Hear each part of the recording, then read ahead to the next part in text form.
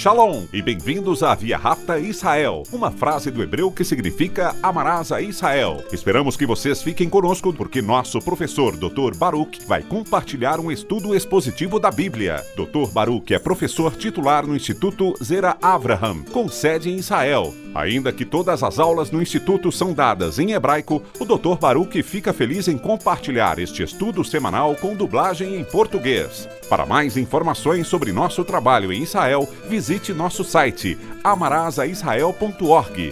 Fiquem agora com o Dr. Baruch e a aula de hoje. When you hear of the law, the Torah, Quando você ouve falar da lei, da Torá, quais são algumas coisas que vêm à sua mente? Em outras palavras, quais são algumas das principais características da lei de Deus? A resposta pode surpreendê-lo. Pois, se olharmos para o maior dos mandamentos, descobrimos que Deus disse: ame o Senhor, seu Deus, com todo o seu coração, de toda a sua alma e com toda a sua essência. O que vemos aqui? Amor. E o Messias citou este como o maior mandamento, concordando, é claro, com seu Pai Celestial. Ele também adicionou um segundo mandamento, que diz: ame o seu próximo como a si mesmo. O que aprendemos com ele? Muito simples. Quando olhamos para os dois grandes mandamentos que, de verdade, caracterizam toda a lei, o que se destaca é o amor. Quando falamos sobre o caráter da lei, o que deveria vir à nossa mente é o amor. Em segundo lugar, a lei não é um instrumento que torna alguém justo. A Torá não consegue transmitir justiça a você. Ela não tem poder para isso. Em nenhum lugar nas Escrituras vemos a lei sendo um instrumento de justiça. O que a lei faz? A lei define o que é justo. Ela define o que é justiça e o que é injustiça. Então, quando fazemos a pergunta, quais são as duas principais características da lei? Temos que responder: amor e justiça. O que vamos ver em nosso estudo de hoje é que esses dois conceitos, amor e justiça, vão figurar significativamente nesta passagem das Escrituras de 1 João, capítulo 3. Dito isso, pegue sua Bíblia e olhe lá. Epístola de João, primeira Epístola de João, capítulo 3. Enquanto você vai procurando na Bíblia, deixe-me já falar com você. Todos vocês sabem que o Novo Testamento foi escrito em grego. Então, quando falamos sobre gramática, estamos falando sobre a gramática em grego, não necessariamente a gramática de outras línguas. E em grego, o tempo presente tem duas mensagens principais. Os verbos são enfatizados, nem todos estão no presente, mas boa porcentagem dos verbos, ocorrendo com mais frequência do que o normal, se encontra no tempo presente. O que isso quer dizer? Bem, o tempo presente em grego pode falar sobre uma situação de um único tempo, qualquer momento no tempo, um determinado momento no tempo. Pode também ser usado para falar sobre algo que é a norma, algo que é consistente, algo que continua acontecendo com frequência, algo que é repetido. Aqui, não estamos falando primeiramente sobre aquele determinado momento no tempo. Nós vamos falar sobre isso daqui a pouco, quando também darei exemplos. E ficará muito evidente que estamos falando sobre algo que caracteriza algo que é consistente, algo que é a regra. É muito importante que entendamos o uso do tempo presente no contexto bíblico em grego para que não tenhamos uma interpretação errada, incorreta. E se, por acaso, acabarmos tendo uma interpretação incorreta, veremos que há outras passagens que claramente refutariam essa interpretação errônea. Ou seja, nós teremos algo que nos será esclarecido em outra passagem.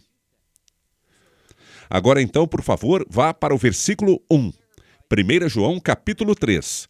Versículo 1, ele diz aqui: Vejam como é grande o amor que o Pai nos concedeu.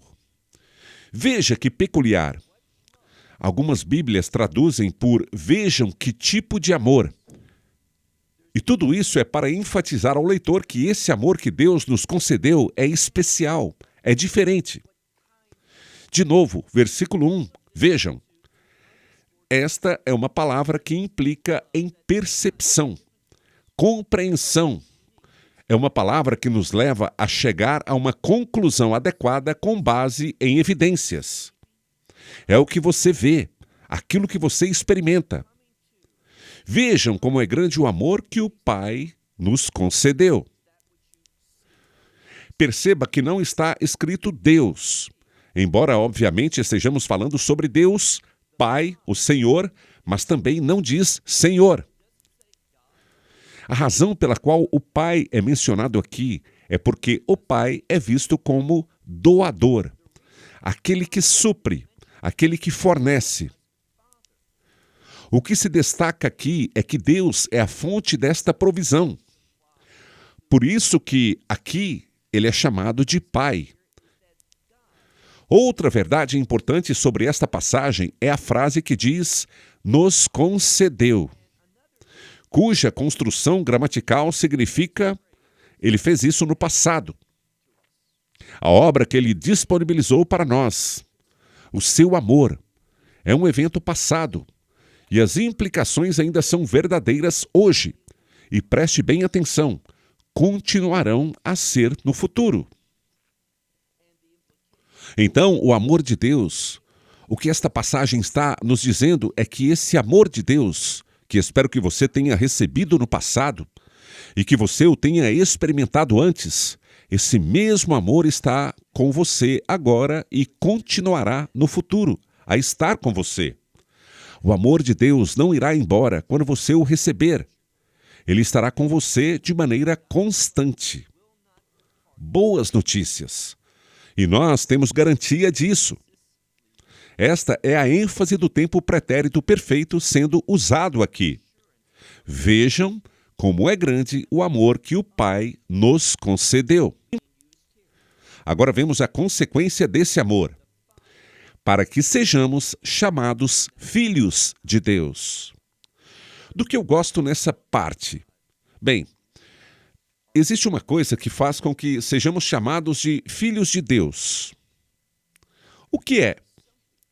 Seu amor. Sem receber seu amor, nada feito. A propósito, só há uma maneira de receber o amor de Deus, que é por meio do Messias Yeshua, por meio da mensagem do Evangelho, pelos parâmetros, pelas leis espirituais que o Evangelho nos ensina. Assim que recebemos esse amor de Deus, Pai, como resultado, e aqui está uma palavra que indica propósito. Para quê? É esse o propósito pelo qual ele nos concedeu o seu amor. Para que filhos de Deus nós sejamos chamados. E por que filhos? Em algumas traduções está escrito filhos de Deus, no masculino, mas está errado. Não é a palavra filho no masculino. É a palavra filhos no plural. E a palavra usada para filhos implica em um relacionamento. E também denota, oferece ao leitor um contexto de ternura, de amor, de carinho. Deus nos ama, mas ele também tem grande carinho, ternura por nós. E é por isso que ele disponibilizou seu amor, para que pudéssemos ser destinatários de todas as provisões que Deus deseja dar a seus filhos. O termo usado para pai também se refere a nós, pois somos seus filhos, por quem ele se responsabiliza. E isso tem também a ver com o fato de que a boa obra que ele começou em nós, ele vai completar. Continuando, João diz, por causa disso, por causa do quê? Do amor de Deus. Por causa disso, o mundo não nos conhece. Por que não? Porque não conheceu a Ele. O que vemos, um aspecto desta última parte do versículo, mostra uma relação. Da mesma forma que o mundo não conhece e não conheceu o Messias, o mundo não conhece os discípulos do Messias. Existe uma consistência. Eles rejeitam, eles não entendem, eles não percebem corretamente quem Ele é. Portanto, eles não vão entender, eles não vão conseguir perceber quem somos. O que isso mostra é uma desconexão entre nós, como crentes, e o mundo. O mundo não vai nos entender. Eles não vão gostar de nós. Eles não vão valorizar as coisas que Deus está fazendo em nossa vida.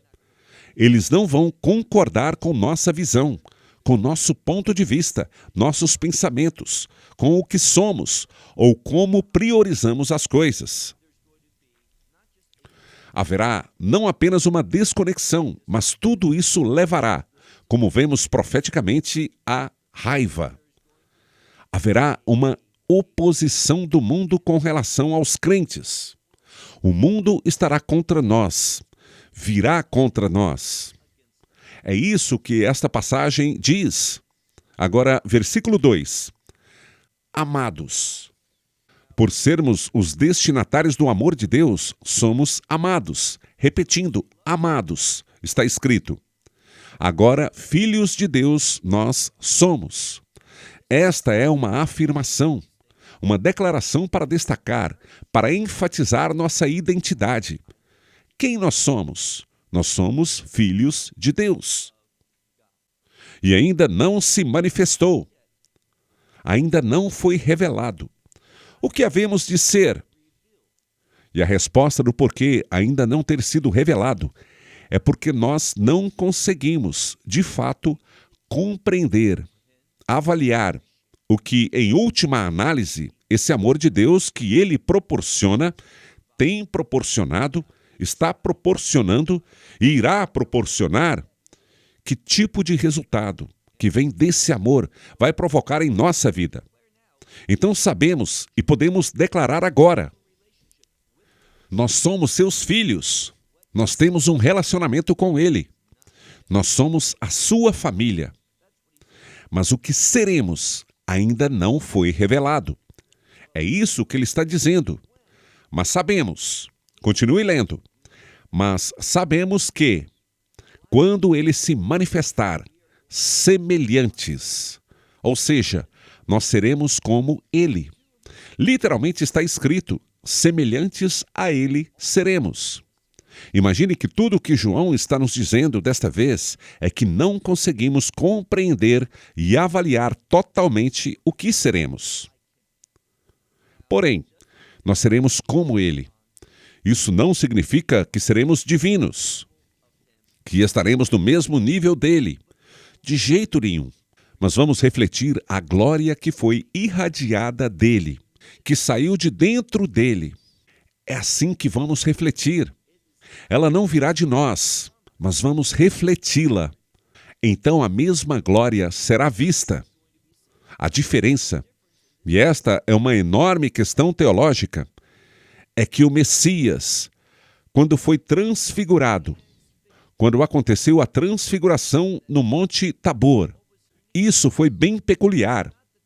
Não foi a glória de Deus que brilhou sobre ele e ele a refletiu. Embora tenha sido isso que os discípulos, os 3 discípulos viram. Ao invés, ele estava lá e de dentro, ele manifestou a própria glória do Pai, a própria glória de Deus irradiou de dentro. Isso nunca acontecerá conosco, mas somos chamados a refletir essa mesma glória. Esta é a diferença. Então, ele é divino. Vamos agir como ele. Vamos refletir a mesma glória que saiu de dentro dele. São grandes notícias para nós. Em seguida, João nos diz, na metade do versículo 2, porque nós o veremos como ele é. Agora, imagine isso. Nós vamos vê-lo exatamente como ele é. O que isso nos indica? Muito simples.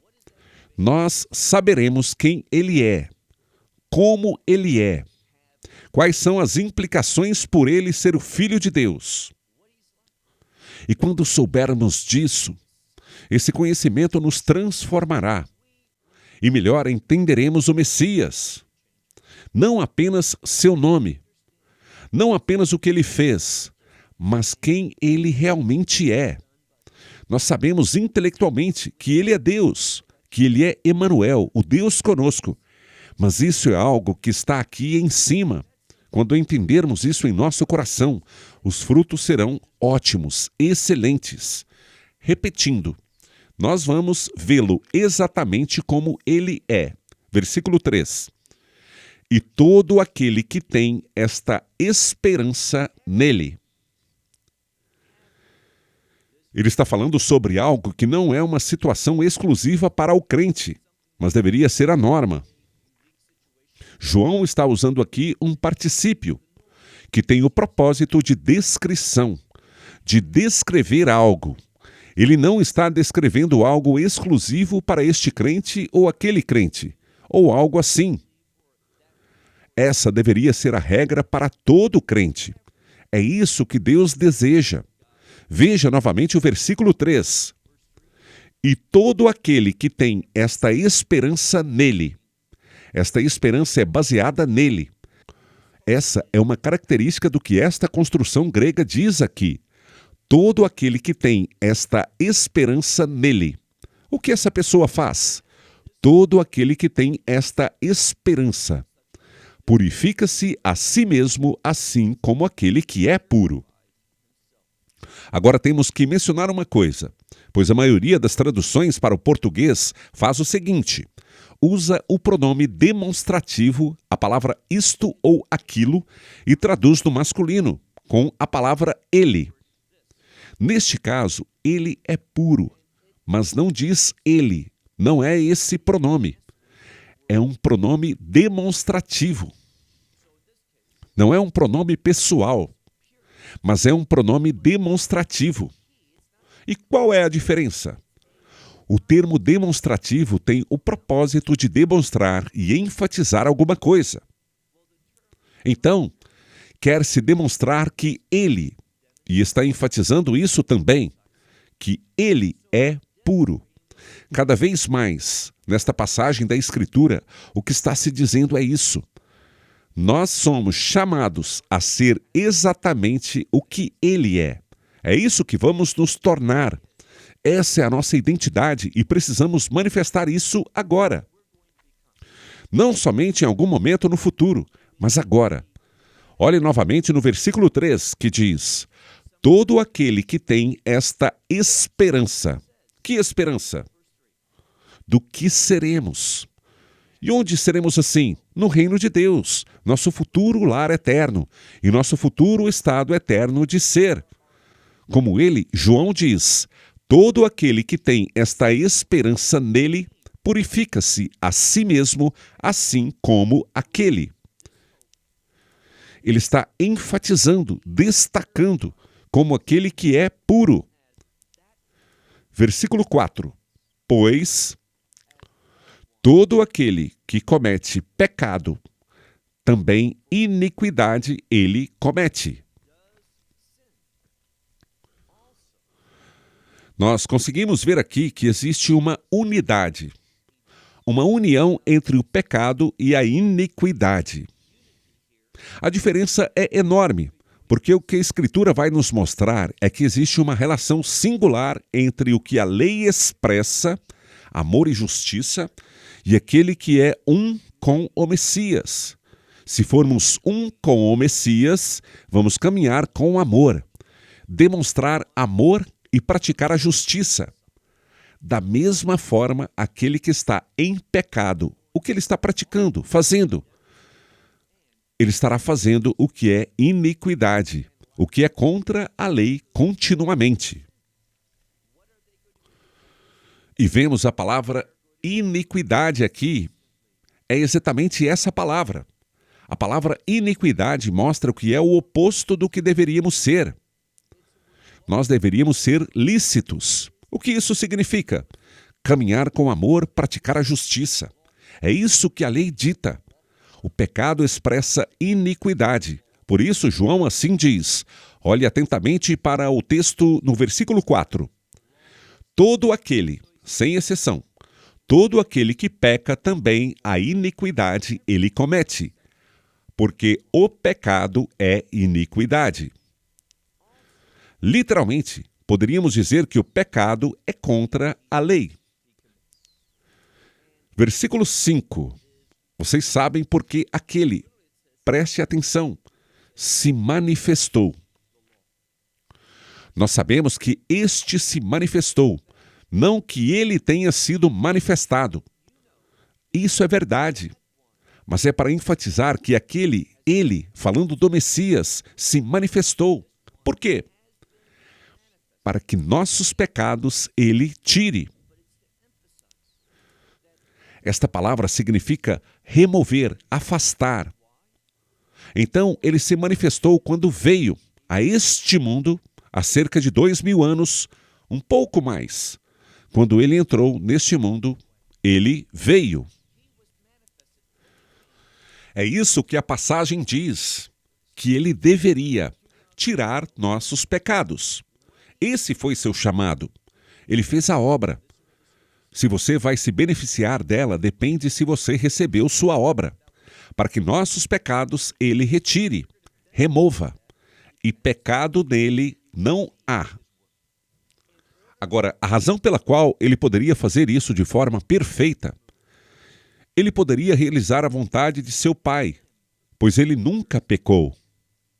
E isso também está sendo clamado neste versículo que diz: e pecado nele não há.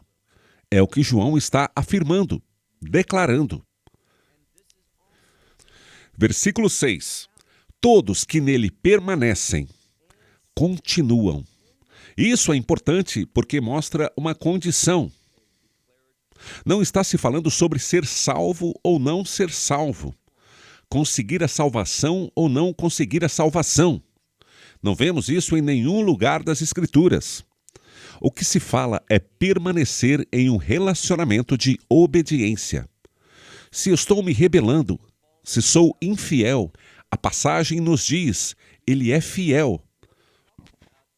O amor que ele tem por mim, uma vez que eu entro neste relacionamento por meio dessa nova aliança, posso ter certeza de que ele não vai deixar de me amar.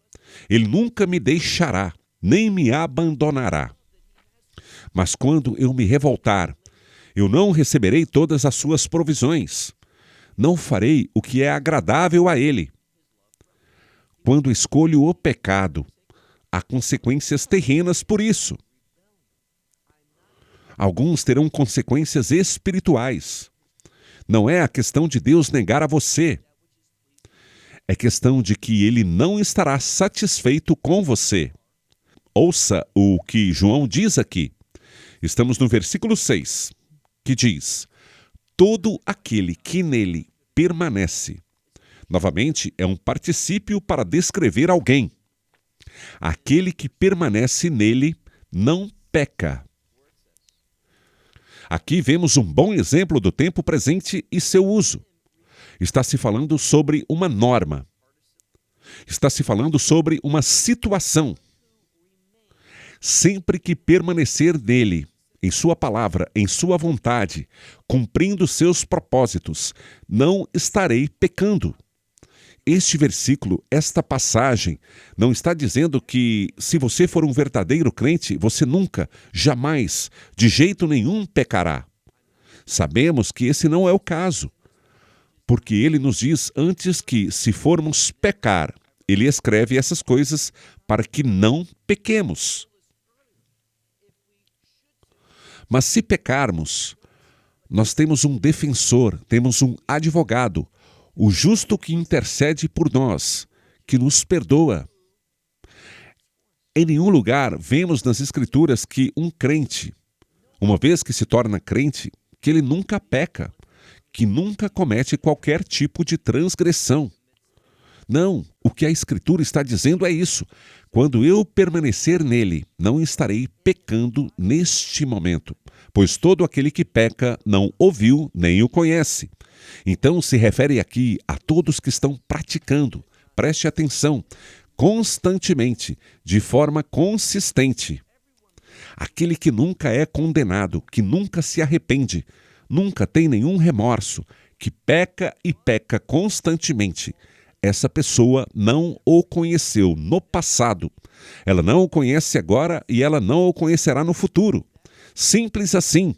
Você não o conhece. Você não o experimentou, porque aquele que o conhece, que o experimentou, quando pecamos, teremos remorso. Vamos nos arrepender. Vamos ficar entristecidos com isso. Nosso espírito vai sentir os efeitos desse pecado. Não vai ser uma coisa alegre. Não vamos viver em pecado. É disso que ele está falando aqui. Mas aquele que está pecando constantemente, esse é seu estilo de vida. Essa é sua conduta. Existe uma regularidade dele indo contra a vontade de Deus. É porque ele não ouviu, nem ele o conhece. Versículo 7. Mas para nós, ele está falando sobre um comportamento diferente, uma situação diferente. Por quê?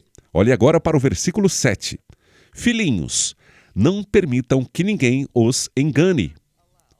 De novo, filhinhos, não se deixem enganar. Não deixem que ninguém engane vocês. Não deixem que nada os engane. Aquele que pratica a justiça. Novamente, essa fala nos revela uma descrição, mas também fala sobre qual é a conduta. O que é contínuo. Ele diz aqui, não deixem que ninguém os engane. Aquele que pratica a justiça é justo, assim como, e é enfático, assim como ele é justo. Então existe uma coerência, um acordo. Assim como ele, literalmente está escrito aquele.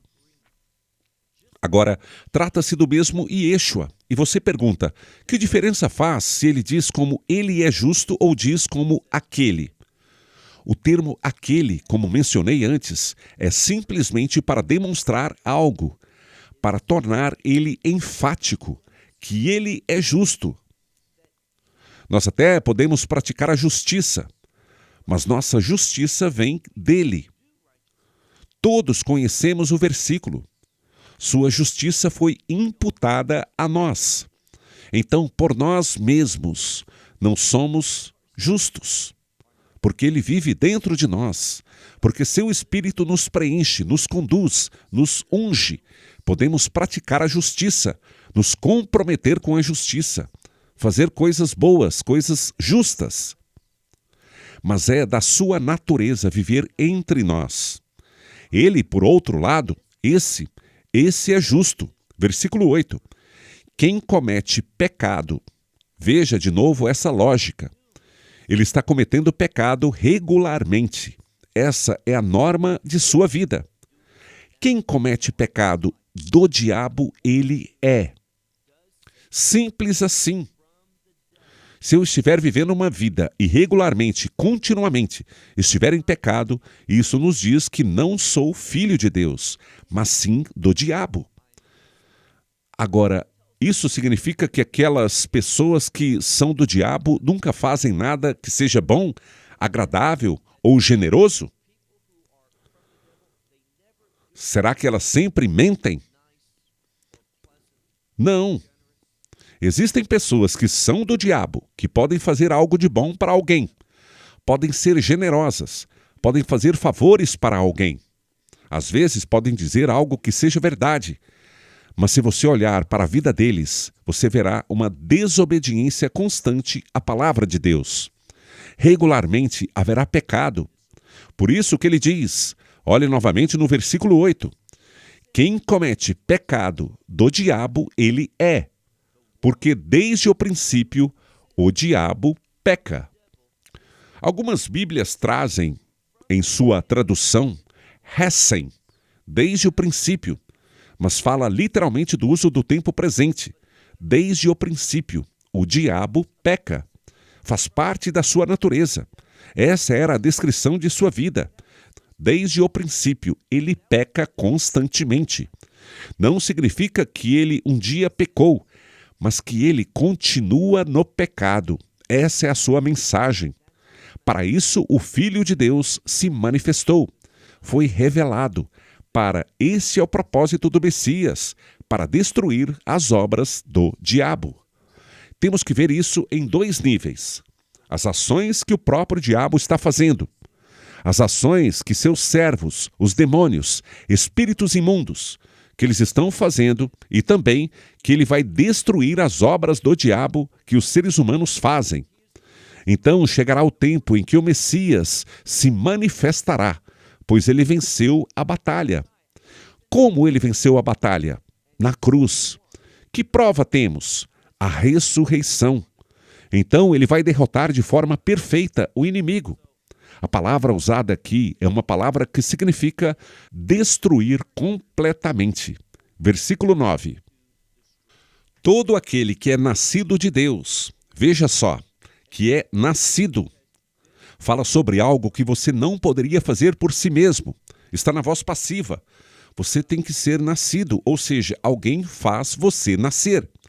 Em segundo lugar, está na voz passiva no tempo pretérito perfeito, o que significa que esse novo nascimento que acontece com você, pois você não se nasce, ao invés, você é nascido, está na voz passiva.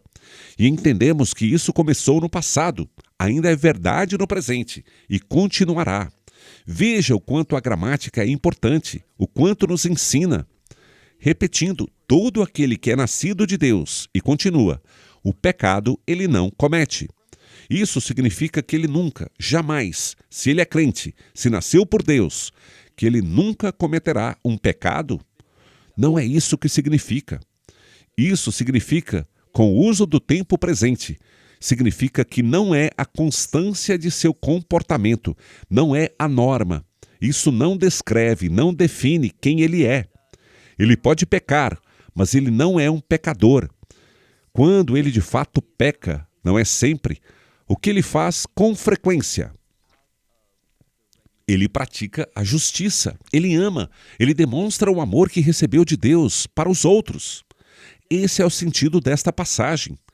Repetindo, todo aquele que é nascido de Deus, o pecado ele não comete, de forma frequente, porque sua semente nele permanece, ou continua.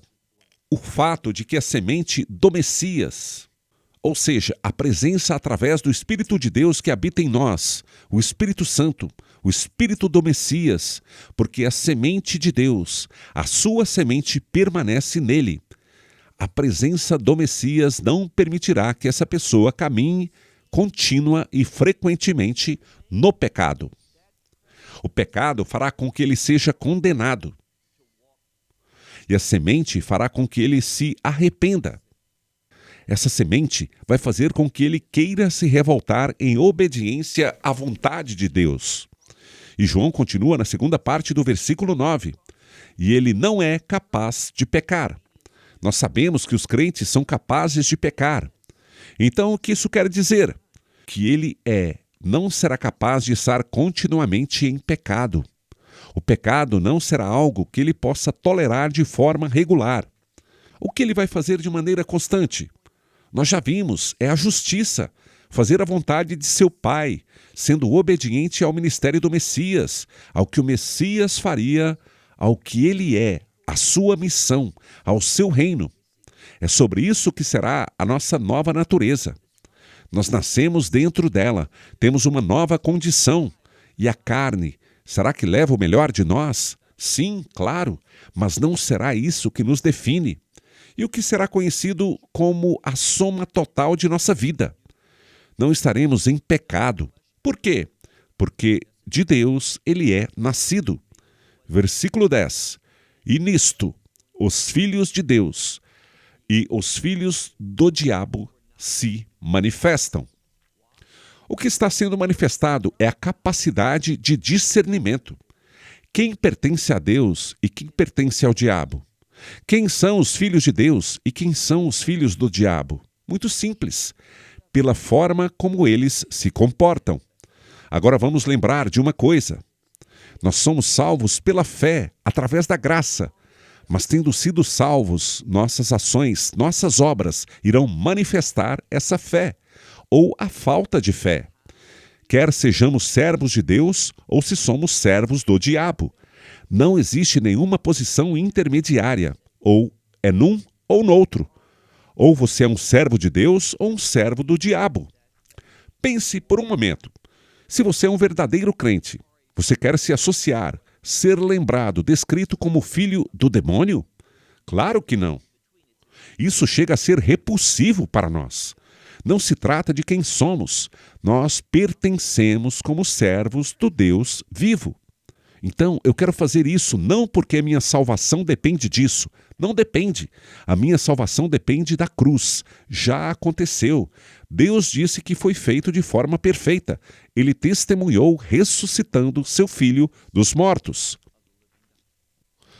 Então, estou salvo. Tenho certeza disso. A prova, o testemunho disso é que quero ser um filho obediente a Deus. Por quê? Porque é a coisa certa, é uma coisa boa, é a melhor coisa, é a coisa mais alegre da posição da eternidade, da posição da verdade, a realidade. Eu não quero ser filho do diabo. Por que não? Eu sei o que vai acontecer com o diabo. João então nos revela, é isso que está dizendo. São manifestos a nós a quem pertencemos. Depois ele diz no meio do versículo 10, todo aquele que não pratica a justiça não vem de Deus. É uma lei. Se você não estiver sempre preocupado, agindo pela justiça, se isso não descreve você, então ele diz, você não é de Deus. Aquele que é de Deus estará entregue, comprometido com os operários da justiça, não com os operários da iniquidade, da injustiça. O que desejamos é a justiça. Depois, João diz que aquele que não pertence a Deus, ele não ama seu irmão. Quando você pensa nisso por um momento, sobre amar seu irmão, o que vem à sua mente? Via hafta larei aha kamorra, o mandamento, ame a seu próximo como a si mesmo. De forma que aquele que nasceu de novo, aquele que é filho de Deus, ele vai querer a justiça. E essa justiça será não apenas para si mesmo, mas para seu irmão, ou seja, para aquele que está perto dele, ao seu redor, para aquele que está ao seu lado. Então ele vai amar seu irmão. Assim aprendemos. Ame seu próximo como a si mesmo. Esse grande segundo mandamento é fundamental para a Torá. Agora vamos para o versículo 11. Porque esta é a mensagem que vocês ouviram desde o princípio. O que isso quer dizer? O que acabamos de dizer. Ame o seu próximo como a si mesmo, para que possamos amar uns aos outros. Nós ouvimos isso desde o princípio, mas será que todo mundo pratica esse mandamento? Não, exceto quem é filho de Deus. Ele vai amar seu próximo. E agora, no último versículo, João vai nos dar um exemplo. Olhe para nosso último versículo, o versículo 12. Não como Caim, que era do maligno. Isto é, ele estava motivado, ele pertencia ao maligno, ele fez coisas baseadas no mal. O que ele fez? Ele não amava seu irmão, ele matou seu irmão. Por causa do que ele o matou? Por quê? Porque ele agia com maldade. O que está dizendo aqui é: você pode saber a quem Caim pertencia com base em suas ações. O que ele estava fazendo. O que se manifestou não em amor por seu irmão. Ao contrário, ele matou seu irmão. Uma vez mais, olhe para esse texto. Não como Caim. Não é assim que nós somos. Não é assim que agimos. Não como Caim, que era do maligno. E ele matou seu irmão. E por causa disso, ele o manifestou. Por quê? Porque suas ações, suas obras eram más. Mas ele, diz aqui, mas seu irmão, o irmão de Caim, quem era? Hevel, ou Abel em português. Mas seu irmão, as suas obras eram justas. Então isso mostra uma dicotomia. Ou pertencemos a Deus ou ao diabo. Ou andamos no amor, ou estaremos andando naquilo que é o oposto do amor. Não seremos uma bênção. Não seremos alguém que ajuda o outro a tornar a sua vida piedosa. Pois não estaremos dando a vida, mas tirando a vida, como Caim fez. Não estaremos fazendo o que é justo, mas fazendo o que é injusto. Então, o que ele está dizendo aqui é que um verdadeiro crente, você pode examinar a sua vida e você pode ver na vida dele, na vida dela, qual é a mensagem contínua, qual é a atividade frequente. Será que ele é motivado pelo amor e traz a justiça? Será que ele mostra o amor ao próximo? Ou ele é hostil? É alguém disposto a tirar a vida, a prejudicar a vida de alguém? As suas ações são boas ou suas ações são injustas? É isso que a Escritura está dizendo. Deveria haver uma constância em nosso comportamento baseado em nossa fé e a quem pertencemos. Assim, vou fechando por aqui. Até a próxima semana, quando continuamos no capítulo 3. Shalom, desde Israel. In chapter 3. Shalom from Israel. Esperamos que você tenha desfrutado da aula de hoje e que possa compartilhá-la com outros. Te convidamos a participar e nos acompanhar a cada semana, a esta hora e por este canal, em mais um episódio de Amarás a Israel. Para mais informações em português, visite amarasaisrael.org, onde encontrará muitos outros estudos realizados pelo Dr. Baruch. Até a próxima semana. Que Deus, nosso Messias e Yeshua, nosso Senhor Jesus Cristo, te abençoe durante a sua caminhada com Ele. Shalom, desde Israel.